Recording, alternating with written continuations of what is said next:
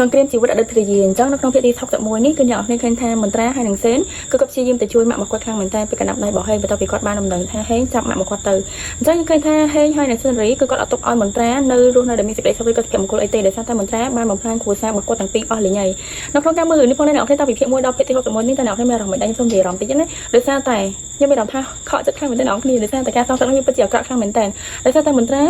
អាចថាគាត់សងសឹកសាហាវដែរអ្នកនរគ្នាគ្រួសាររបស់សេនរីគឺត្រូវបាត់បង់សមាជិកអស់ហើយដែលលក្ខណៈថាគាត់ត្រូវនៅម្នាក់ឯងតើអញ្ចឹងណាហើយបើនិយាយពីសមាជិករបស់គ្រួសារហេងវិញក៏ត្រូវប្រើប្រាស់ដូចជាមួយគ្រួសាររបស់សេនរីដែរអញ្ចឹងសរុបទៅពីអ្នកគាត់គឺទៅទេស្អាតមកឥឡូវហ្នឹងគឺសល់តែការឈឺចាប់នៅជាប់ជាមួយនឹងខ្លួនហើយនឹងបំណុលទេអញ្ចឹងគឺគ្មានពលិអីសម្រាប់ខ្លួនឯងសោះហ្មងឃើញថាហេងគាត់បានចាប់ម៉ាក់របស់មន្ត្រាទៅទៀតអញ្ចឹងខ្ញុំបារម្ភខ្លាំងមែនទែនថាតើសមាជិករបស់គ្រួសារមន្ត្រានៅត្រូវបាត់បង់ណាគេទៀតសម្រាប់ខ្ញុំជាអ្នកទស្សនាជា fan ឬនឹងមួយអ្នកគ្នាអត់ចង់ឲ្យណាគេម្នាក់ត្រូវបាត់បង់ទៀតទេអត់ចង់ឲ្យសមាជិកណាមួយត្រូវបាត់បង់ហើយអត់ចង់ឲ្យណាគេមួយដែលត្រូវឈឺចាប់បន្តទៀតទេដូចហេងអញ្ចឹងឥឡូវអ្នកគ្នាទៅមើលពីបន្តទៀតគឺហេងគាត់នឹងត្រូវខូចផ្នែករបស់គាត់ម្ខាងទៀតហើយអញ្ចឹង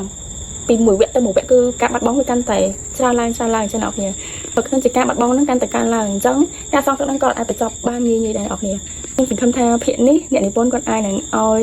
ម៉ាក់របស់មន្ត្រីនៅមានជីវិតហើយនឹងហេងហើយនឹងសេនារីគាត់អាចនឹងត្រូវរកពន្លឺនៃជីវិតថ្មីឃើញពេលឆាប់នេះចុះបើទោះបីជាពីអ្នកគាត់ធ្លាប់ធ្វើអាក្រក់ពីមុនមកក៏ដោយប៉ុន្តែបាបកម្មដែលគាត់បានធ្វើឥឡូវហ្នឹងគឺគាត់បានទទួលគ្រប់គ្រាន់ហើយអ្នកនរគ្នាសម្រាប់ខ្ញុំគិតថា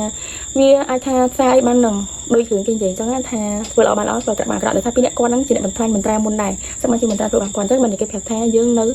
សូមកុំបៀតបៀនរបស់អ្នកដទៃព្យាយាមរស់នៅដោយអ្វីដែលជាខ្លួនឯងអ្វីដែលសំខាន់បំផុតគឺយើងមានមេត្តាករុណាចំពោះគ្នាដោះស្រាយដោយសន្តិវិធីគឺជារឿងមួយដែលល្អបំផុតអញ្ចឹងអរគុណអ្នកនរគ្នាចឹងផ្លេចតាមដាននៅក្នុងប៉ុស្តិ៍Beyond TV អ្នកនរគ្នាណា